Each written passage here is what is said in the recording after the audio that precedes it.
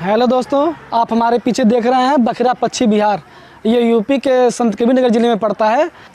दोस्तों, बखरा की एक कहानी कही जाती है कि बखरा पहले एक गांव हुआ करता था, जहां पे चोरी बेईमानी के कारण कुछ ऐसा यहाँ पे हुआ कि ये पूरा गांव जमीन नीचे चला गया और यहाँ पे झील बन गई। संत कबीर नगर ज़िले से इसकी दूरी जो है 16 से 17 किलोमीटर है और 1990 में इसे मोती झील भी कहते हैं। इसे सेंचुरी घोषित किया गया है। यहाँ पे पक्षी मारना या मछली मारना पूरी तरह से प्रतिबंधित है। मैं राहुल श्रीवास्तव आपका इंडो नेपाल ब्लॉग में स्वागत करता हूँ। आइए हम आपको पूरा दिखाते हैं यहाँ का कैसा है पक्षी विहार और यहाँ पे कितना इसका प्रोग्रेस हो रहा है और कैसा यहाँ पे काम हो रहा है।